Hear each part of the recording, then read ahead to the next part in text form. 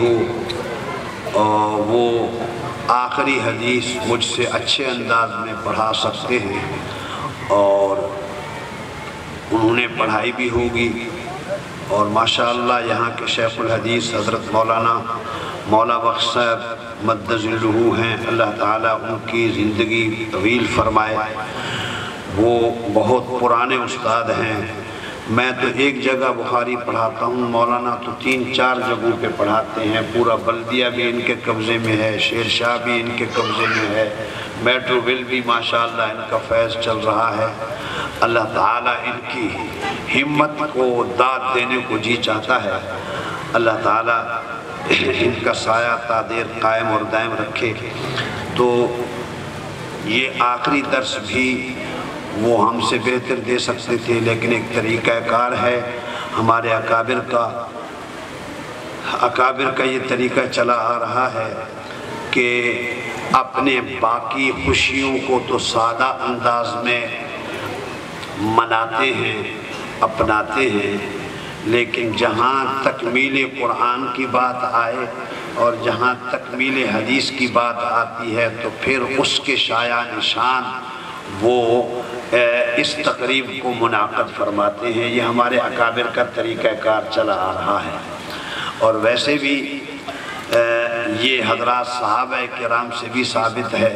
حضرت فاروق اعظم رضی اللہ تعالی عنہ نے جب سورہ بقرہ ختم فرمائی تو فرمایا صرف ایک سورہ بقرہ کے ختم پر حضرت فاروق اعظم رضی اللہ تعالی عنہ نے اپنے صحابہ ساتھیوں کی اونٹ ذبح کر کے دعوت کی۔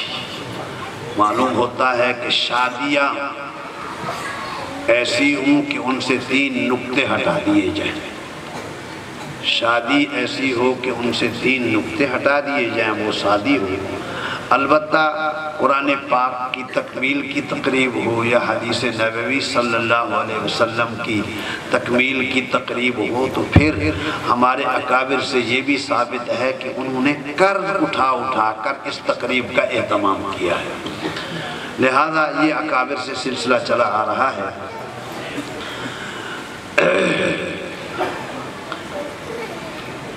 اسی طریقے کے مطابق یہ سالانہ ختم قرآن پاک کی تقریبیں بھی منعقد کی جاتی ہیں۔ اکابر کے طریقے پر چلتے ہوئے ختم بخاری کی تقریبیں بھی منعقد کی جاتی ہیں، اور اگر ان کو تصحیح نیت کے ساتھ کیا جائے تو انشاءاللہ ثم انشاءاللہ یہ تقریبیں ہمارے لیے باعث اجر ہیں، اس لیے کہ اس سے مسلمانوں کو ترغیب ملتی ہے اور مسلمانوں کے اندر ترغیب ہوتی ہے، اور پھر انشاءاللہ یہ کام ترغیب کی وجہ سے بڑھتا چلا جاتا ہے، بڑھتا چلا جاتا ہے، بڑھتا چلا جاتا ہے، حتیٰ کہ اتنا بڑھتا ہے کہ گورنمنٹ بھی حیران رہ جاتی ہے کہ یہ کیا ہو گیا، یہ کیا ہو گیا ہے۔ میں اسی ضمن میں آپ کو عرض کر دوں کہ اس سال وفاق المدارس عربیہ پاکستان سے جن بچیوں نے اور جن بچوں نے قرآن پاک مکمل حفظ کیا ہے اور وہ وفاق کے امتحان دینے کے لیے بالکل الرٹ اور تیار ہیں، ان کی تعداد آپ سن کر سارے مسلمان خوش ہوں گے۔ خصوصاً مدارس پر اپنا ٹکا پیسہ بچوں کا پیٹ کاٹ کر خرچ کرنے والے کو سرور ملے گا، وہ حیران بھی ہوں گے، سرور بھی ملے گا۔ اس سال الحمدللہ 88,000 طلباء اور طالبات قرآن پاک مکمل کر چکے ہیں، الحمدللہ ثم الحمدللہ۔ لوگ پوچھتے ہیں مولوی کیا کرتے ہیں؟ ٹھیک ہے جی، مولوی یہ کرتے ہیں، کہتے ہیں مولوی کیا کرتے ہیں؟ مولویوں نے امت کو 1 سال کے اندر 88,000 حفاظ اور حافظات کا تحفہ دیا ہے۔ یہ معمولی تحفہ ہے، اور اس پر عجیب بات یہ ہے کہ کوئی معاوضہ ٹکا پیسہ بھی نہ لیا ہے نہ لینے کا ارادہ ہے۔ دیگر شعبوں میں کام کرنے والے، میڈیکل میں کام کرنے والے، انجینئرنگ میں کام کرنے والے، ہم ان سے پوچھتے ہیں آپ لوگوں کا سنگ حال دیں، آپ کا کیا حال ہے؟ کہتے ہیں جی بات یہ ہے کہ ڈاکٹر وہ اچھا جو امریکہ سے آئے، ڈاکٹر وہ اچھا جو برطانیہ سے آئے، ڈاکٹر وہ جو دوسری اور وہ لکھتا بھی ہے کہ برطانیہ کا ڈگری ہولڈر، اس پر اعتماد ہوتا ہے، پاکستانی پر تو اعتماد ہی نہیں ہوتا۔ اور یہاں سے جاتے ہیں وہاں جا کر ڈاکٹریوں کی ڈگریاں حاصل کرتے ہیں۔ اللہ کا شکر ہے جو تمہارے ذمہ کام ہے اس کے لیے تم در در کی ٹھوکریں کھاتے ہو، جو ہمارے ذمہ کام ہے دنیا کے لوگ یہاں قرآن پاک پڑھنے آتے ہیں، دنیا کے لوگ، حتیٰ کہ عرب بھی اپنا پختہ قرآن پاک یاد کرنے کے لیے، حدیث نبوی میں پختگی حاصل کرنے کے لیے پاکستان سے رجوع کرتے ہیں۔ میں ایک دفعہ ملیشیا گیا تو ملیشیا کی ایک لائبریری کے اندر کچھ دانشور بیٹھے ہوئے تھے، وہ سارے کے سارے کہنے لگے ہم پاکستان آنا چاہتے ہیں اور پاکستان کے شیوخ حدیث سے سند ملانا چاہتے ہیں، سند لینا چاہتے ہیں۔ تم تو وہاں جاتے ہو، اللہ کا شکر ہے کہ ہم نے اپنے کام میں وہ پاور پیدا کی ہے کہ امریکہ والوں کو یہاں آنا پڑتا ہے، برطانیہ والوں کو یہاں آنا پڑتا ہے، جہاں قرآن پاک کا نزول ہوا ہے ان کو یہاں آنا پڑتا ہے۔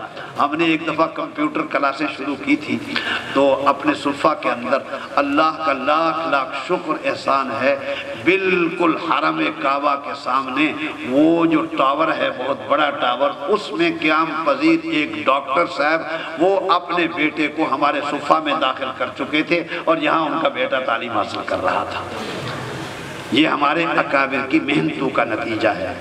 تو علامہ جامی رحمت اللہ علیہ نے خوب کہا ہے کہ دری راہ فلاں بن فلاں چیزیں نیست، ارے اس راستے کے اندر فلاں فلاں کا بیٹا ہوں یہ کوئی چیز نہیں رکھتا ہے، کسب کمال تم کمال حاصل کرو، کمال حاصل کرو۔ اس راستے کے اندر تو یہ ہے کہ اگر کمال حاصل کرے گا تو بلال حبشے کا رہنے والا مؤذن خانہ کعبہ بن جائے گا، اور اگر محنت نہیں کرے گا تو فرمایا مسجد کیا نام ہے بیت اللہ مکہ میں رہنے والا ابو جہل کی نسل ایسے ہی معروف رہے گی۔ دری راہ فلاں بن فلاں چیزیں نیست۔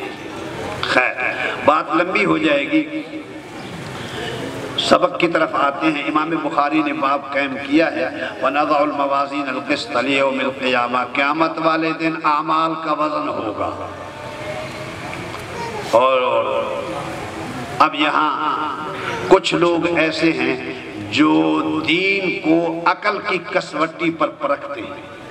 انہوں نے اعتراض کیا کہ وزن تو اس کا ہوتا ہے جس کا جسم ہو، جسامت ہو، جو نظر آئے، جو جوہر ہو، جسم ہو اس کا وزن ہوتا ہے، جو نظر ہی نہ آئے، جو نظر نہ آئے، جس کا جسم نہ ہو، جس کا کوئی چیز نہ ہو، ایک ہوا ہو، ہوا کو کیسے تولا جائے گا؟ قرأت قرآن تو ہوا ہے، پڑھا اور ہوا کے اندر اڑ گیا، اس کو کیسے ناپا تولا جائے گا؟ قیامت والے دن اس کا وزن کیسے ہوگا؟ تو یاد رکھیے گا متجددین بیچاروں کو دوام نہیں ہوتا ہے، عقل پرستوں کو دوام نہیں ہوتا ہے۔ وہ جناب 2 سال میں ان کی عقل کوئی فیصلہ کرتی ہے، 4 سال کے بعد وہی ان کا فارمولہ باطل ہو کر رہ جاتا ہے۔ کسی زمانے کے اندر جناب عقل والوں نے یہ کہا تھا کہ ڈسپرین صحت کی ضامن، ڈسپرین کی گولی یہ صحت کی ضامن، نیولجین کی گولی صحت کی ضامن، یہ جناب انہوں نے اخباروں میں ریڈیو پر پیٹ پیٹ کے جناب یہ صحت کی ضامن، اور آج کچھ سالوں کے بعد وہی کہتے ہیں نیولجین مت کھاؤ دل کے مریض بن جاؤ۔ کل کی عقل نے کچھ فیصلہ کیا تھا اور آج کی عقل کوئی فیصلہ کر رہی ہے۔ اسی طرح جناب آسمانوں کے بارے میں، زمینوں کے بارے میں ان کی ریسرچ دھکے کھا رہی ہے، ان کی عقل بھٹک رہی ہے، جس کو کوئی کنارہ بھی نہیں ملتا۔ جہاں تک وحی کا تعلق ہے، وحی ایک اٹل حقیقت ہے۔ 1400 سال پہلے وحی نے جو فیصلہ دیا آج بھی اس کا فیصلہ اٹل ہے اور قیامت تک اس کا فیصلہ اٹل رہے گا۔ اعمال کا وزن کیسے ہوگا؟ کہا کہ اعمال کا وزن ہو سکتا ہے، اور جدید سائنس نے تو جناب اسلام کی الحمدللہ اسلام کے لیے راستے کھول دیے ہیں، راستے کھول دیے ہیں۔ میں آپ سے پوچھتا ہوں، ہوا کی کوئی جسم ہے؟ ہوا کا کوئی جسم ہے؟ کوئی جسم نہیں، اللہ نے ایجاد کر لیے۔ کہا کہ اتنی رفتار کے ساتھ ہوا چل رہی ہے اور سردی کا کوئی جسم نہیں ہے۔ بتایا جاتا ہے کہ اتنی برودت ہے، اتنی حرارت ہے، اتنی سردی ہے، اتنی گرمی ناپی تولی جا رہی ہے۔ بخار کدھر ہے؟ بخار کا کوئی جسم ہے؟ ڈاکٹر کے پاس جاؤ تو کہتا ہے جی 103 کا بخار ہے، 104 کا ہے، 105 کا بخار ہے۔ اس کو بھی ناپنے تولنے کے لیے آلے ایجاد ہو چکے ہیں۔ وہ اللہ نے انسان کو جو چھوٹی سی عقل دی ہے، اس نے جناب ان چیزوں کا جن کا جسم نہیں ہے، ان کو ناپ تول میں وہ لائے ہیں۔ تو پروردگار عالم کیا ان چیزوں کو جن کا کوئی جسامت نہ ہو، ان کے لیے اللہ کے پاس تولنے کی کوئی شکل نہیں ہو سکتی؟ یہ عجیب بات ہے کہ انسان تو وہ ان دیکھی چیزوں کو، بغیر جسم والی چیزوں کو ناپ تول رہا ہے۔ اور اب تو معاملہ بالکل الٹ ہو گیا ہے۔ الٹ یہ ہو گیا ہے کہ جو جسم ہیں وہ ختم ہو جاتے ہیں، جو اعراض ہیں وہ باقی رہتے ہیں۔ قاری عبد الباسط صاحب رحمت اللہ علیہ اس دنیا فانی سے کتنا عرصہ ہو گیا چلے گئے ہیں، وہ اللہ کے پاس ہیں، ان کے ساتھ کیا معاملہ ہے کیا نہیں ہے وہ اللہ ہی بہتر جانتے ہیں۔ لیکن ایک تلاوت انہوں نے کی تھی، وہ تلاوت آج تک محفوظ ہے۔ جسم جو ہے وہ محفوظ ہے یا نہیں وہ اللہ ہی بہتر جانتے ہیں، لیکن ان کی عرض جو ہوا اور قرات جو تھی وہ قرات آج تک محفوظ ہے۔ تو فرمایا کہ سائنسی ایجادات نے یہ اسلام کے لیے بہت سارے مسائل حل کر دیے۔ اسی طرح کہا جاتا ہے کہ جی نامہ اعمال انسانوں کا محفوظ ہے۔ سوال یہ ہے کہ آدم علیہ السلام سے لے کر اب تک اور اب سے لے کر قیامت تک کتنے انسان ہیں، تو ان کا نامہ اعمال جو دفتر ہے وہ کہاں ہے؟ اس کے ساتھ تو پوری زمین بھر جائے گی، وہ تو اتنی بڑی الماریاں ہوں گی، ان کے ساتھ تو پوری زمینیں بھر جائیں گی۔ او نامہ اعمال اتنے انسان، پھر ان کا نامہ اعمال محفوظ ہے، یہ کیسے ہو سکتا ہے؟ ہے کہاں وہ نامہ، وہ دفتر کہاں ہے؟ اس سے تو زمین و آسمان بھر سکتا ہے۔ فرمایا یہ بھی اللہ تعالیٰ کے لیے نو پرابلم، نو کوئی مشکل نہیں ہے۔ آج کل کے انسانوں نے ایک میموری کارڈ بنا دیا ہے، ٹھیک ہے، اور ایک جی بی تیار کر دی ہے، وہ اتنی سی ہے، اتنی سی چھوٹی سی ہوتی ہے بالکل، ٹھیک ہے، ایک ڈبیا، اور اس کے اندر ایک کتاب نہیں، 2 کتابیں نہیں، 4 کتابیں نہیں، 10 کتابیں نہیں، کراچی کے جتنے کتب خانے ہیں ایسے ہزاروں کتب خانے ہوں تو وہ اس جی بی کے اندر آ جاتی ہیں، اللہ خیر صاحب محفوظ ہو جاتی ہیں۔ اور آپ بٹن دبائیں اور جناب آپ کو ساری کی ساری چیزیں آپ کو مل جائیں گی، ہدایہ کی چیزیں وہاں پر ملیں گی، اور جناب شاملہ وہاں ملے گی، اور جناب البدایہ والنہایہ ملے گی۔ کراچی کی جتنی کتابیں ہیں ان کو جناب محفوظ ایک ڈبیا میں کر دیا گیا ہے، انسانوں نے کر دیا ہے۔ میرے رب کے لیے جناب انسانوں کے نام اعمال کو محفوظ کرنا کیا مشکل کام؟ وہ کہتے ہیں جی اتنے انسان ہیں، ان کو جناب ثواب کیسے پہنچائیں گے، ان کو عذاب کیسے ہوگا؟ کوئی چترال کے اندر ہے، کوئی سوات، کوئی بلوچستان میں، کوئی امریکہ میں، کوئی افریقہ میں، کوئی برطانیہ میں، ان کو جناب یہ کیسے ان کو ثواب پہنچے گا، کیسے جناب ان کو عذاب پہنچے گا؟ فرمایا یہ بھی کوئی مسئلہ نہیں ہے، ایزی لوڈ نے معاملہ ایزی کر دیا، ٹھیک ہے، یہاں پیسے جمع کراؤ، اور جمع کرانے کے بعد جناب امریکہ کے اندر پیسے پہنچ گئے اور جناب خوش ہو گیا، ماشاءاللہ، جناب خوشیوں سے مالا مال ہوگا، پیسہ آ گیا ہے، منٹ سیکنڈ نہیں لگتے ہیں۔ جب ایزی لوڈ کے ذریعے سے تم جناب دور دراز ساتوں سمندر پار بغیر تار کے، بغیر کسی سورس کے ذریعے کے، جب تم جناب راحتیں وہاں تک پہنچا سکتے ہو، پروردگار عالم کے لیے قبر کے اندر، حشر کے اندر ثواب اور عذاب پہنچانا کون سا مشکل کام ہے؟ اور یہ بات تو مشاہدے کے اندر آ رہی ہے، وہ یہ ہے کہ سورج ہم سے کروڑوں میل دور، سورج ہم سے کروڑوں میل دور، لیکن وہ جناب سورج کے کاریگریوں سے ہم مستفید ہو رہے ہیں۔ اس وقت سورج جناب وہ چمکتا ہے تو اس کے دھوپ اور چمک کے ذریعے سے ہماری گندم تیار، ہمارے سیب تیار، ہمارا اور تو ٹماٹر تیار، وہ جو سبز ہیں وہ جناب ہرے بھرے ہو جاتے ہیں، اور ہم کہتے ہیں ماشاءاللہ یہ بہت، تو کیا اللہ کے لیے کیا مشکل ہے؟ ٹھیک ہے، کوئی مشکل نہیں۔ آج کل کی سائنسی ایجادات نے سارے کام آسان کر دیے ہیں، اور میں قیامت والے دن اعمال کا وزن ہوگا، ماننا پڑے گا۔ اور اول بات تو یہ ہے وہ کیا؟ وہ یہ ہے کہ جو رب نے فرما دیا اور رب کے سچے حبیب نے فرما دیا، جو صادق بھی ہیں مصدوق بھی ہیں، ان کے فرمانے کے بعد پھر تو کم سے کم اسلام اور مسلمانی کا تقاضا یہ ہے کہ سرے تسلیم خم ہے جو مزاج یار میں آئے۔ جو رب نے فرما دیا، جو رب کے حبیب نے فرما دیا، اس کے بعد پھر کوئی حکمتیں بتانے کی ضرورت نہیں۔ اللہ نے کہہ دیا ہے، اللہ کے رسول نے کہہ دیا ہے والوزن یومئذ الحق، اور اللہ نے قرآن پاک میں وَأَقِیمُوا الْوَزْنَ بِالْقِسْطِ یہ سب کچھ فرما دیا ہے۔ لہذا ہم ماننے کے سوا کوئی چارہ نہیں، اور اگر تھپڑ چاہیے تو موجودہ سائنسی آج ایجادات نے تھپڑ بھی لگا کر سمجھا۔ آرام سے سمجھ جاؤ، ورنہ دائیں سے بھی تھپڑ لگیں گے، بائیں سے بھی تھپڑ لگیں گے، آگے سے پیچھے سے دماغ ٹھکانے آ جائے گا۔ سب کچھ ماننا پڑے گا کہ وہی برحق ہے۔ باقی ریسرچ اور باقی جو ہے وہ عقل کی پرواز، کہتے ہیں جہاں تک عقل کی انتہا ہوتی ہے، عقل کی پرواز کی انتہا ہوتی ہے، وہیں سے میرے پروردگار عالم کی وحی کی ابتدا ہوتی ہے، وہیں سے میرے پروردگار۔ ان سے امام بخاری نے سنی تھی، اور اپنی کتاب کے اندر بھی آخری یہی روایت لائے ہیں۔ اور ایک بات اور بھی ہے، یہ روایت لائے ہیں احمد بن اشکاب سے۔ احمد، اور شروع کی جو روایت ہے کہتے ہیں وہ روایت لائے ہیں حمیدی سے۔ حمیدی کا مادہ بھی حمد ہے اور احمد کا مادہ بھی حمد ہے۔ امام بخاری اشارہ کر رہے ہیں کہ اول میں بھی الحمدللہ اور آخر میں بھی الحمدللہ، هو الاول هو الاخر هو الظاہر هو الباطن۔ یہ امام بخاری رحمت اللہ علیہ احمد بن اشکاب سے یہ روایت لائے ہیں، اور وہ روایت کرتے ہیں محمد بن فضیل سے۔ اس کے بارے میں کچھ علماء نے قول کیا ہے تشیع کا، لیکن اس کے بارے میں انصاف والی بات یہ ہے کہ امام بخاری نے کسی شیعہ سے روایت نہیں دی ہے۔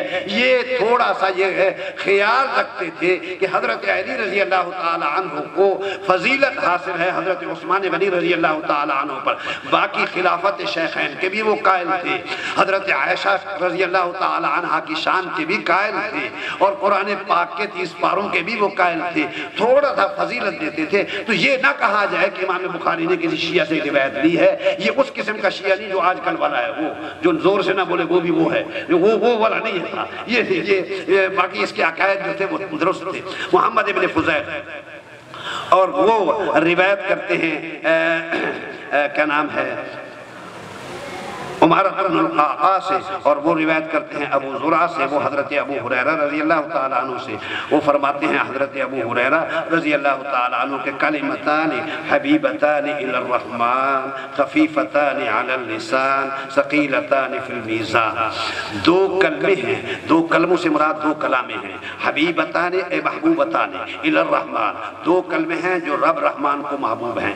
یاد رکھو رب رحمان کا محبوب ہونا، رب رحمان کا محبوب ہونا خدا کی قسم اتنی بڑی نعمت ہے، اتنی بڑی نعمت ہے کہ پوری کائنات کو اس پر نچھاور کیا جا سکتا ہے، پوری کائنات کو اس پر رب کا جو محبوب بن گیا، سبحان اللہ، اس کی کیا شان۔ وہ دو کلامیں ہیں جو رب رحمان کو محبوب ہیں، وہ معمولی کلامیں نہیں ہیں جو رب رحمان کو محبوب ہیں۔ اب جناب جو محبوب کے دو کلمے، رحمان کے دو محبوب کلمے جو ہیں، وہ جب رب رحمان کے محبوب ہیں تو وہ کلمے کہاں سے ملیں گے؟ ان کے لیے ریگستان کی ریت چھانی پڑے گی، یا پہاڑوں کو کھودنا پڑے گا، یا سمندروں میں موتی چننے کے لیے غوطے لگانے پڑیں گے؟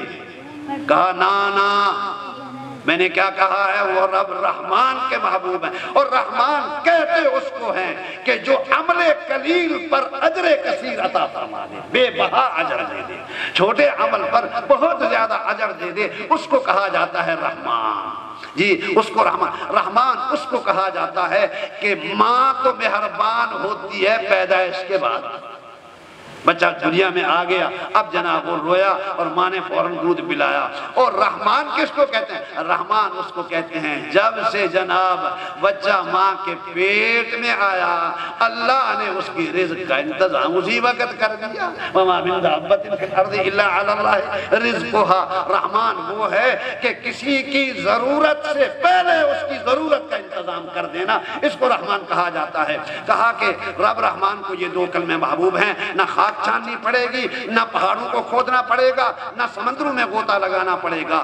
ہر ایک کی زبان پر سہل النطق بھی ہیں، سریع النطق بھی ہیں، کوالیفائیڈ ہے تب بھی وہ اپنی زبان پر ان دو کلموں کو آسانی سے لا سکتا ہے۔ ان پڑھ ہے تو وہ بھی جناب آسانی سے اپنی زبان پر ان کو لا سکتا ہے۔ کہتے ہیں کہ کوئی گریجویٹ ہے وہ بھی اللہ اس کو ہمت دے تو وہ بھی اپنی زبان پہ آسانی سے لا سکتا ہے۔ کوئی جنگل کا بکریوں کا چرواہا ہے تو وہ بھی اپنی زبان پہ آسانی سے لا سکتا ہے۔ بچہ ہے تو وہ بھی اپنی زبان پہ آسانی سے لا سکتا ہے۔ بچی ہے وہ آسانی سے زبان پہ لا سکتی ہے۔ دو کلمے ہیں خفیفتان علی اللسان، زبان پر بہت سارے حلقے ہیں۔ ہمارے ہاں ایک کیا نام ہے بچہ ہے چھوٹا، وہ بالکل بولتا نہیں، ابھی تک اس کو کوئی بولنا نہیں آتا، لیکن جب بھی اس کی ماں جناب سیڑھی سے اترتی ہے تو وہ بچہ لپٹ جاتا ہے اپنی ماں کو، امی سبحان اللہ سبحان اللہ سبحان اللہ، وہ جناب اس کو، اور جب بھی اوپر چڑھتی ہیں سیڑھی پر تو وہ لپٹ جاتا ہے ماں کو، امی اللہ اکبر۔ وہی ایک اٹل حقیقت ہے۔ وہی نے بتایا ہے کہ جب تم جناب کھانا کھاؤ تو کھانا کھانے سے پہلے بسم اللہ پڑھ لیا کرو۔ تو یہ بسم اللہ پڑھنا تم ریسرچ ہزاروں کرتے رہو، یہ سنت آج بھی ہے اور کامیاب سنت، اور قیامت تک یہی سنت رہے گی۔ اور کھانا کھانے کے بعد انگلیوں سے کھانا کھاؤ، اور کھانا کھانے کے بعد انگلیوں کو چاٹ لو۔ فرمایا کہ اس چاٹنے میں پتہ نہیں اللہ تعالیٰ نے کتنے وٹامنز رکھے ہیں، کتنی طاقتیں رکھی ہیں، یہ نبی نے فرمایا ہے، لہذا قیامت تک اس پر حرف گیری نہیں کی جا سکتی ہے، یہ سنت رہے گی۔ وہی اٹل حقیقت ہے۔ عقل کے فیصلے ٹھوکریں کھاتے ہیں، ہاں عقل وہاں ٹھوکروں سے محفوظ ہوگی جو وحی کے روشنی میں چلے گی۔ وحی کی روشنی کو چھوڑ کر اگر عقل چلے گی تو یقین کیجئے اپنا سر پتھروں پر مار کر توڑ پھوڑ دیں گے۔ عقل جو ہے وہ آپ کی صحیح رہنمائی نہیں کر سکتی ہے۔ اور امام بخاری رحمت اللہ علیہ فرماتے ہیں کہ وَأَنَّ أَعْمَالَ بَنِي آدَمْ وَقَوْلَهُمْ يُوزَنْ، بنی آدم کے اعمال بھی تلیں گے۔ میرے بھائیوں خوب ذہن میں رکھیں، اعمال تولے جائیں گے، گنے نہیں جائیں گے۔ یہ بات ذہن میں رکھیں، اعمال تولے جائیں گے، گنے نہیں جائیں گے۔ بعض لوگوں کو مغالطہ ہوتا ہے اور وہ مغالطے کے اندر پڑے ہوئے ہوتے ہیں، وہ یہ ہے کہ جی میں نے آج 10 پارے پڑھ لیے، بہت اچھی بات ہے۔ میں جناب روزانہ ایک قرآن پاک ختم کرتا ہوں، بہت اچھی بات ہے۔ ہمارے امام ابو حنیفہ رحمت اللہ علیہ ایک قرآن دن کو ختم کیا کرتے تھے، ایک قرآن رات کو ختم کیا کرتے تھے، مہینے کے 30 دن، اور امام ابو حنیفہ کے 60 قرآن ختم۔ اب زندگی میں کتنے ہوئے ہوں گے جی؟ کوئی ہزاروں کی تعداد، بہت اچھی بات ہے۔ اسی طریقے سے حج پہ حج کیے جانا اچھی بات ہے، اللہ ہمت دے، توفیق دے۔ عمروں پہ عمرے کیے جانا، صدقہ خیرات پہ صدقہ خیرات کیے جانا بہت اچھی بات ہے، لیکن ایک بات کا لحاظ رکھنا ضروری ہے، وہ یہ ہے کہ کل قیامت والے دن یا قبر میں یہ بات کام نہیں آئے گی کہ جناب میں نے گنتی کے اتنے عمرے کیے تھے۔ وہاں جو پیش نظر ہوگا، جس کو دیکھا جائے گا، وہ یہ ہے کہ تیرے ان اعمال کے اندر وزن کتنا ہے، ان اعمال کے اندر وزن کتنا ہے۔ دیکھیے بات یہ ہے کہ جو روئی کی گٹھڑ ہے، روئی کی گٹھڑ، اس کا حجم تو بہت زیادہ ہوتا ہے، بہت زیادہ اس کا حجم ہوتا ہے، لیکن وہ بڑے حجم والی روئی کے گٹھڑ کے ایک طرف ایک پلڑے میں آپ 1 کلو کا بٹا ڈالیں تو وہ جناب کلو کا بٹا جو ہے وہ نیچے چلا جائے گا اور وہ جو گٹھڑی ہے وہ اوپر اڑتی نظر آئے گی۔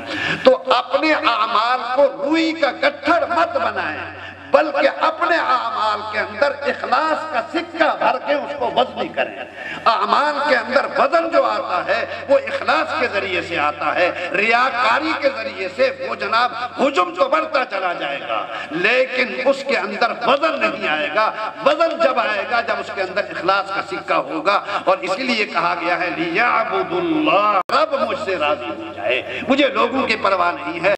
آدمی عبادت کرنے پہ آ جاتا ہے اللہ کی توفیق کے ساتھ، تو شیطان آخری بار یہ کرتا ہے کہ اس کے عمل کو برباد کر ڈالے، اس کے اندر ریاکاری کا قطرہ ڈال کر شیطان اعمال کو برباد کرنے کی کوشش کرتا ہے۔ اس لیے فرمایا کہ اعمال بنی آدم کے اعمال تولے جائیں گے۔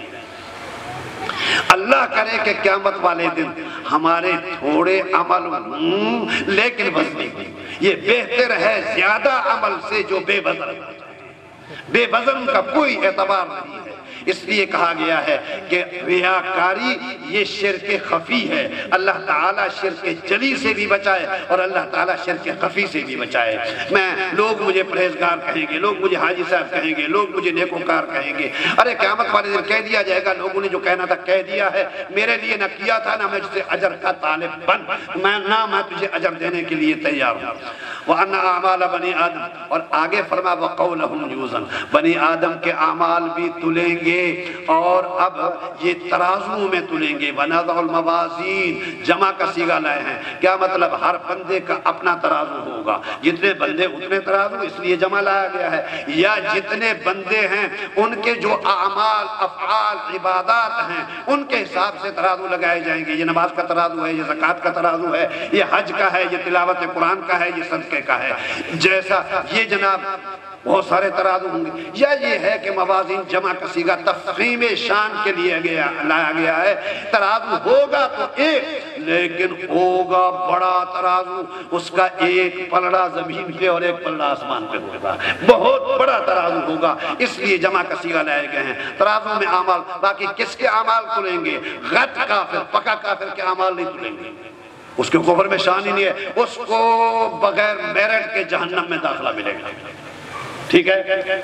جو بڑا کافر ہے اس کو تو جناب بغیر میرٹ کے جہنم میں داخلہ، اور جس طرح جو غٹ مسلمان ہے جس کے نامہ اعمال کے اندر بدیاں نہیں ہیں یا بہت ہی قلیل ہیں، بدیاں نہیں ہیں، اللہ جس کی بدیوں کو معاف کر دے اگر قلیل سی ہیں، تو ایسے شخص کے اعمال بھی بلا حساب کتاب جنت میں داخل کر دیے جائیں گے۔ یہ جنت میں بلا حساب جائیں گے، وہ جہنم کے اندر بلا حساب۔ ہاں جو ہماری طرح گڑبڑ ہے، یہ کچھ دیکھیا ہے تو کہتے ہیں ان کے اعمال تلیں گے، ان کے اعمال تلیں گے۔ اب اس کے اندر جناب فمن ثقلت موازینہ فہو فی عیشۃ راضیہ ومن خفت موازینہ فامہ ہاویہ والا معاملہ ہوگا۔ بہرحال اعمال تلیں گے۔ اور اگلی بات جو ہے وہ یہ ہے وقولہم یوزن، امام بخاری فرماتے ہیں اعمال بھی تلیں گے، اقوال بھی تلیں گے۔ جو تم منہ سے بات نکالتے ہو، یاد رکھو آج ہم بے تحاشا زبان کو بے دریغ استعمال کرتے ہیں۔ میرے عزیزو، یہ ہے چھٹانک کا عضو ہے، 1.5 چھٹانک کا ہے، لیکن تخت بھی اسی پہ ملتا ہے، تختہ بھی اسی پہ ملتا ہے، جنت بھی اسی پہ ملتی ہے، جہنم بھی اسی پہ ملتی ہے۔ آدمی کام کا با اعتبار بھی اسی کی وجہ سے ہوتا ہے اور بے اعتبار بھی تکے کا نہیں رہتا ہے، وہ بھی اسی کی وجہ سے۔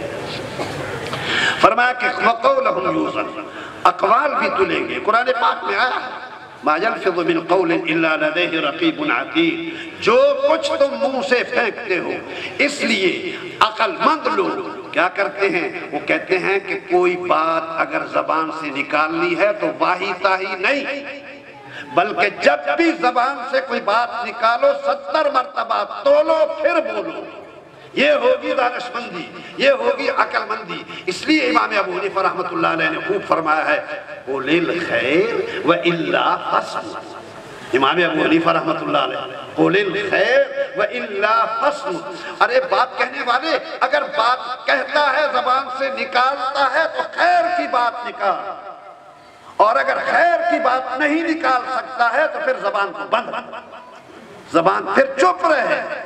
اس لیے کہتے ہیں کہ زبان سے خامخواہ کی بات، اس لیے کہ آج کی کہی ہوئی بات کل میرے رب کے سامنے جناب گواہ پیش کرنے پڑیں گے، کل گواہ پیش کرنے پڑیں گے۔ اور یاد رکھیے گا آج زبان بولتی ہے، تمام اعضاء خاموش ہیں، لیکن وہ وقت جلد آنے والا ہے کہ بولتی زبان پر تالے لگ جائیں گے۔ اليوم نختم على افواہہم وتکلمنا ایدیہم وتشہد ارجلہم بما كانوا یکسبون۔ قیامت والے دن حکم ہو جائے گا کہ زبان کو تو سیل لگا دو، اس کو تالے لگا دو، اور زبان کو لگ گئے۔ کیوں؟ اس لیے کہ یہ چلچلاتی زبان خدا کی قسم وہاں بھی اپنی عادت کے مطابق چلچلا کر بولنے کی کوشش کرے گی۔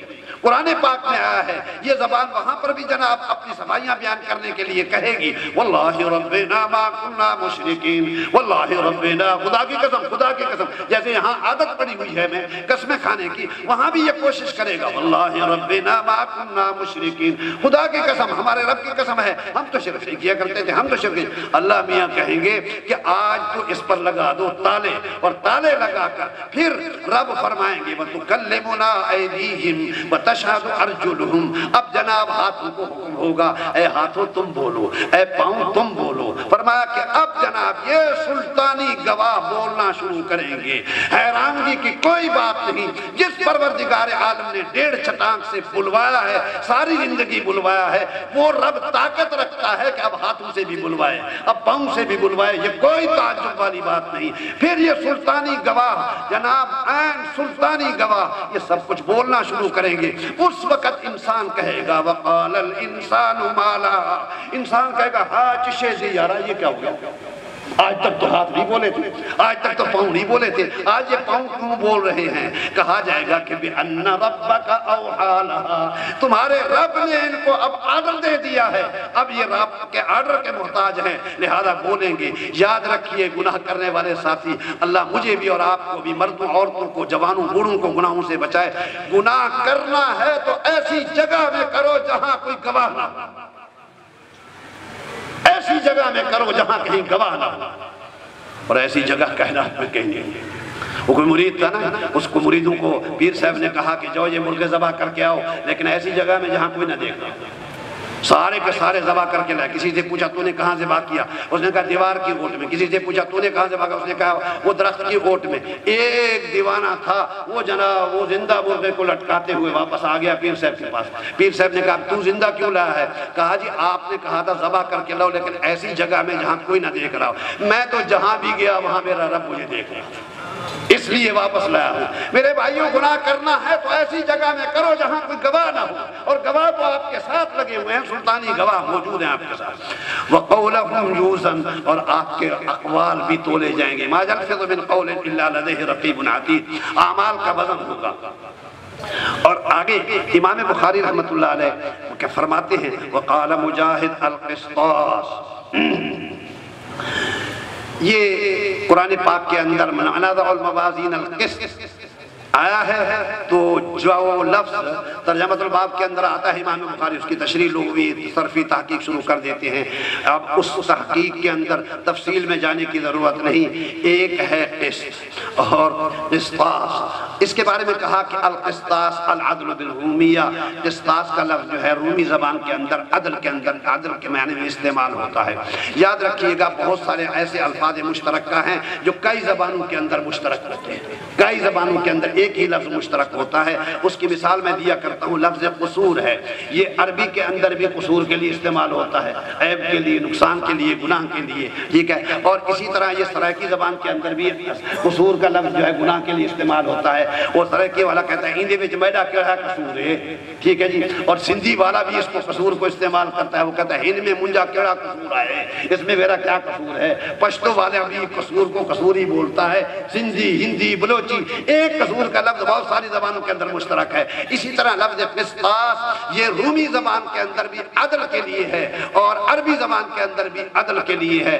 پھر ایک سوال یہ ہوتا ہے کہ جناب کیا قرآن پاک تو انا انزلناہ قرآن عربیہ بلسان عربی مبین، جگہ جگہ پہ آیا ہے کہ قرآن تو عربی ہے، اس کے اندر رومی الفاظ بھی استعمال ہوتے ہیں۔ جواب یہ ہے کہ اصلاً تو یہ رومی زبان کا لفظ ہے قسطاس، لیکن استعمالاً یہ اب عربی زبان بن گیا ہے، لہذا قرآن پاک سارے کا سارا عربی ہے۔ یہ اس کا جواب دیا جاتا ہے، تفصیلی طور پر آپ حضرات کو اساتذہ نے پڑھا دیا ہوگا۔ فرمایا کہ پھر ایک مجرد ہے اور ایک مزید ہے، اور ایک دستور، ایک طریقہ کار ہے صرفی کہ مجرد کے اندر کوئی چیز آتی ہے، پھر اس کو جب مزید کے اندر لے جاتے ہیں تو پھر اس کے اندر یہ ہوتا ہے سلب ماخذ اور سلب ماخذ والا معنی لیا جاتا ہے۔ اگر یہ مجرد کے اندر رہتا ہے تو اس کے معنی عدل کے بنتے ہیں، اور اگر مزید کے اندر لے جائیں تو پھر اس کا معنی مسلوب العدل، عدل جس سے چھین لیا گیا ہو، اور عدل جس سے چھین لیا گیا ہو اس کا نام ظلم ہے۔ تو جب یہ مزید کے اندر جائے گا تو اس کا معنی ظلم ہوگا۔ چنانچہ قرآن پاک میں بھی آیا ہے وَأَمَّا الْقَاسِطُونَ فَكَانُوا لِجَهَنَّمَ، یہاں قاسط ظالم کے معنی میں ہے۔ اور اس کے بارے میں حجاج کا بھی ایک قول ہے۔ سعید بن جبیر رحمۃ اللہ علیہ بہت بڑے نیک صحابی تھے، ان سے کسی نے آ کر پوچھا، حجاج نے پوچھا ماذا تقول فی، میرے بارے میں تیری کیا رائے ہے؟ اب اگر ان کو کہتے ہیں کہ تو اچھا بادشاہ ہے تو جناب حق کے خلاف جاتا ہے، اور اگر کہتے ہیں تو برا ہے تو گردن کٹتی ہے، تو کہتے ہیں کہ اللہ تعالیٰ پھر جو ہے ایسی جگہوں کے اندر سچے لوگوں کو وَيَجْعَلْ لَهُ مَخْرَجًا، نکلنے کے راستے اللہ پاک بتا دیتے ہیں۔ جیسے کہ ابو بکر صدیق رضی اللہ تعالی عنہ سے پوچھا تھا کہ مَن مَعَكَ یا ابا بکر، ابو بکر یہ آپ کے ساتھ کون ہیں؟ تو ابو بکر اگر بتاتے ہیں کہ یہ محمد ہیں تو نبی کی جان خطرے میں ہے، اور اگر نہیں بتاتے ہیں کچھ اور بتاتے ہیں تو صدیق کی صداقت خطرے میں ہے۔ ابو بکر صدیق کو اللہ تعالیٰ نے یہ بات سلجھا دی الہام کے طور پر، اور یہ کہا کہ رجل یہدین السبیل، یہ ایک بندہ ہے جو مجھے راستہ دکھا رہا ہے، یہ ایک بندہ ہے جو مجھے راستہ دکھا رہا ہے۔ کافر سمجھا کہ شاید ابو بکر کہیں جا رہے ہیں اور یہ ان کو وہاں کا راستہ بتا رہے ہیں۔ ابو بکر باتوں میں بتا گئے کہ یہ وہ بندہ ہے جو جنت کا راستہ مجھے بتانے والا ہے۔ کافر اپنا سمجھتا رہا، ابو بکر اپنا سمجھتا رہا۔ ایسے ہی یہاں بھی ایسا ہی ہے کہ جناب اللہ تعالیٰ نکلنے کا کوئی نہ کوئی راستہ پیدا فرما دیتے ہیں، اور راستہ یہ پیدا فرما دیا کہ کہا کہ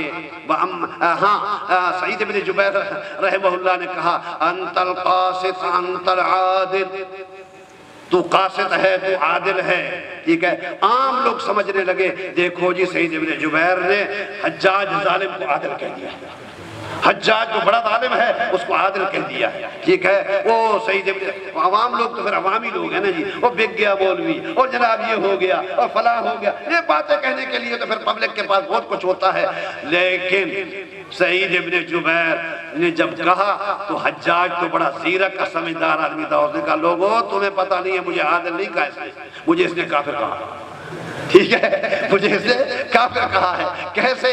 عادل کا معنی ہے انصاف کرنے والا بھی، اور عادل کا معنی وہ جو نحویر میں ہم نے پڑھا تھا العدول، ایک جگہ سے دوسری جگہ پر پھرنے والا، حق سے پھر کر کفر کی طرف جانے والا عادل ہے، ٹھیک ہے۔ یہ حجاج نے کہا کہ مجھے تو اس نے کافر کہہ دیا ہے، بات سمجھ میں آگئی؟ تو یہ ہے جناب اما القاسطون فکانوا لجہنم حاکم۔ آگے تو نام اعمال کا آگے امام بخاری رحمۃ اللہ علیہ جو ہے وہ روایت لا رہے ہیں، اور روایت لائے ہیں اور آخری روایت بڑا تفنن میزان کے اندر یہ آخری روایت لائے ہیں بڑے کتاب ثابت ہوں گے۔ وہ کون سے دو کلمے ہیں جو رب رحمان کو محبوب ہے، زبان پر آسانی سے آ جاتے ہیں اور ترازو کے اندر بڑے بھاری بھرکم پیش ہوں گے؟ اور دو کلمے کون سے ہیں؟ فرمایا ایک ہے سبحان اللہ و بحمدہ، سارے حضرات سے درخواست ہے بول لیں ذرا زبان سے، سبحان اللہ و بحمدہ، سبحان اللہ العظیم، سبحان اللہ و بحمدہ، سبحان اللہ العظیم، سبحان اللہ و بحمدہ، سبحان اللہ العظیم۔ خدا کی قسم ان کلموں کے وزن کے بارے میں کیا کچھ عرض کروں۔ رجب کے مہینہ ہے آج، اس رجب کے مہینے کے اندر میرے آقا کو اللہ نے ایک عظیم معجزہ عطا کیا، اور وہ معجزہ کیا تھا کہ بندے کو بندے کے رب نے اپنے پاس بلایا۔ معراج کا 27 رجب کو معراج کے لیے بلایا، بندے کو بندے کے رب نے اپنے پاس بلایا۔ اب سوال یہ ہے کہ یہ وزنی اوپر آسمانوں پر کیسے گیا؟ اور اس نے مکہ سے مدینہ، مدینہ سے بیت المقدس، بیت المقدس سے پہلا آسمان، ساتویں آسمان، عرش، کرسی، کس طرح جناب سفر کیا اور کیسے واپس آئے؟ تو وضو کا پانی ابھی چل رہا ہے، بستر ابھی گرم ہے، اتنی عجلت جلدی کے اندر میرے رب نے یہ کیسے کام دکھایا کہ میزائل سے بھی تیز اور بغیر سیڑھیوں کے اس قصے کو بیان کرنے کے لیے اللہ نے فرمایا سبحان الذی اسرا بعبدہ۔ اب سبحانہ کا معنی سمجھ میں آئے گا۔ سبحانہ کا معنی یہ ہے کہ وہ ذات جس سے کوئی ایک کمال نہ چھوٹا ہو، ایک کمال نہ چھوٹا ہو، حال کا، ماضی کا، مستقبل کا کوئی ایک کمال جس ذات سے نہ چھوٹا ہو، اور جس کے پاس عیب والی چیز بھٹکی نہ ہو، اس ذات کو سبحانہ کہتے ہیں۔ اور وہ کون ہے؟ وہ اللہ کی، وہ اللہ کی ذات ہے۔ اس لیے فرمایا وہ با کمال، اگر سیڑھی لگائے تو پھر کمال سیڑھی کا ہے، بغیر سیڑھی کے رب لے گیا۔ فرمایا وہ کمال والی ذات ہے، اس کے لیے پرابلم کوئی نہیں، اس کے لیے مشکل کوئی نہیں۔ اور فرمایا میزائل تیز چلانے والے مشینری سے تیز کرتے ہیں، میرا رب اپنے آرڈر کے ذریعے سے منٹوں سیکنڈوں کے اندر یہ سفر طے کراتے ہیں۔ سبحانہ کمال والی ذات ہے۔ اور اسی کے بارے میں کہا سبحان من زین الرجال باللحا، سبحان من زین النساء بالزوائب۔ پاک کمال والی ہے وہ ذات، فیکٹری ایک ہے، میٹیریل ایک ہے، کمال والی ہے وہ ذات۔ ایک سبحان اللہ و بحمدہ، سبحان اللہ کے اندر صفات جلالیہ آگئے، صفات سلبیہ آگئے، و بحمدہ کے اندر صفات ایجابیہ آگئے، صفات ثبوتیہ آگئے۔ اور دوسری دفعہ سبحان اللہ تکرار کے ساتھ کیوں لائے؟ فرمایا کچھ لوگ حضرت عیسیٰ کو بیٹا کہتے ہیں، کچھ لوگ حضرت عزیر کو بیٹا کہتے ہیں، اور کچھ مشرکین مکہ جو ہیں وہ فرشتوں کو اللہ کے بیٹے بیٹیاں قرار دیتے ہیں۔ یہ سبحان اللہ بار بار لانے سے ان کی تردید مقصود ہے۔ کیوں؟ اللہ کے نبی نے فرمایا، اللہ فرماتے ہیں لوگوں مجھے گالیاں نہ دو۔ اللہ تجھے کون گالیاں دے سکتا ہے؟ کہا جو قومیں، جو افراد میرے لیے اولاد ثابت کرتے ہیں وہ مجھے گالیاں دیتے ہیں، اس لیے میرے لیے اولاد ثابت نہ کرو۔ نہ میں جناب حضرت عیسیٰ علیہ السلام کا باپ ہوں، نہ میں حضرت عزیر کا باپ ہوں، نہ میں فرشتوں کا باپ ہوں، لم یلد ولم یولد ہوں۔ ساری دنیا کو پیدا میں نے کیا ہے، نہ مجھ سے کوئی پیدا ہوا ہے، نہ میں کسی سے پیدا ہوا ہوں۔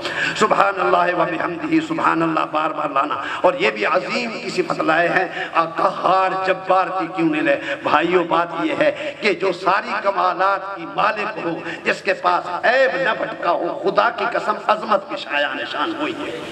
جس کے اندر کوئی کمال ہو کچھ نہ ہو وہ عظمت والا ہے، وہ تو عظمت والا نہیں ہوتا ہے۔ جس کے اندر کوئی عیب ہو وہ عظمت والا ہے۔ عظمت والا وہی ہو سکتا ہے کہ جس کے اندر سارے کمالات ہوں اور سارے عیوب سے پاک ہو۔ اس لیے سبحان اللہ العظیم لائے ہیں۔ یہ کلمہ کتنا مبارک ہے، اس کے بارے میں عرض کر دوں کہ جو قبروں میں لوگ پڑے ہوئے ہیں ان سے جا کر پوچھو اس کی عظمت کیا ہے، ان سے جا کر پوچھو۔ کہتے ہیں وہاں دو قسم کے لوگ، ایک بدکار لوگ ہیں اور ایک نیکوکار ہیں۔ بدکار لوگ آہو بکا کے اندر ہیں، اللہ ہم سب کو بچائے، رونے دھونے کے اندر لگے ہوئے ہیں، اللہ عذاب قبر سے ہمیں بچائے۔ اور بعض لوگ متجدد ایسے بھی پیدا ہو گئے، کہتے ہیں جی ہم قبرستان میں گئے تھے وہاں عذاب ہی کوئی نہیں تھا، ہمیں تو کچھ نظر نہیں آتا ہے۔ اور یہ پاگل نہیں بن، دیوانہ نہیں بن۔ آج تک طالبہ تھی، آج فاضلہ ہیں۔ خدا را اپنے اندر اپنی زندگی میں تبدیلی لاؤ۔ یاد رکھو آج تک آپ کو کوئی دیکھنے والا اور کوئی جناب آپ کی اعمال پر نظر ڈالنے والا نہیں تھا۔ آج آپ کے بعد آپ فاضلہ ہیں، آپ امام بخاری کی سفیرہ ہیں، آپ دین کی سفیرہ ہیں۔ اپنے اندر اپنے پردے کا اہتمام کرو، اپنی نمازوں کا اہتمام کرو، اور جو کچھ آپ کے سینوں میں آپ کے استادوں نے اور آپ کی انتظامیہ نے آپ کے سینوں میں جو کچھ منتقل کیا ہے، لازم ہے کہ اس کو دوسروں تک منتقل کرو۔ گھر میں جا کر بیٹھ جانا اور پھر اس علم کو اپنے قبر میں لے جانا، اس کو بند کر دینا بے انصافی ہوگی۔ دل کا اذن قسمت دیزا، یہ انتہائی بے انصافی ہوگی۔ نورانی قاعدہ پڑھانے کا موقع ملے اس کو عیب مت سمجھو، قرآن پاک پڑھانے کا موقع ملے اس کو عیب مت سمجھو، لیکن گھر میں بیٹھنا یہ خدا اور رسول کی نظر میں بڑا عیب ہے۔ ایک بات تو یاد کرنی ہے کہ دین کی آج وراثت بہت ڈگمگا رہی ہے. مرد بھی عورتیں بھی اٹھ کر ایمرجنسی واقع کر کے اللہ کے دین کو پھیلانے کی سعی کریں، کوشش کریں تاکہ یہ مجلسیں عام تام ہوتی رہیں. جناب نمازوں کا خیال رکھو. وہ بچیاں میرے ذہن کے اندر ہیں، مجھے معلوم ہے، جو یہاں سے پڑھ کر اب ملک کے مختلف خطوں کے اندر جا کر انہوں نے جناب اپنے استادوں کی نصیحت کو پلائے ہوئے دودھ کی لال رکھی. استادوں کے انہوں نے جا کر مدرسے قائم کیے. ایک ایک بچی 600 800 بچیوں کو پڑھا رہی ہیں. میں ان کو دل سے دعائیں دیتا ہوں، شاباش دیتا ہوں. میں ان پر راضی ہوں. ان کے استاد ان کے لیے قابل فخر ہیں، اور جو ان کے معاونین ہیں ان کے لیے بھی قابل فخر ہیں. اور کچھ وہ بچیاں بھی ہمارے پاس شکایتیں آتی ہیں، ادھر دورہ پڑھا اور دورہ پڑھنے کے بعد جناب ہوا کیا کہ حالوں میں پہنچی وہاں. عالمین والعاقبۃ للمتقین والصلاۃ والسلام علی رسولہ الکریم. اللہم صلی علی محمد وعلی آل محمد کما صلیت علی ابراہیم وعلی آل ابراہیم انک حمید مجید. اے اللہ، جو کچھ یہاں کہا سنا گیا ہے، کہنے والا سننے والوں سے زیادہ محتاج ہے. اللہ عمل کی توفیق عطا فرما.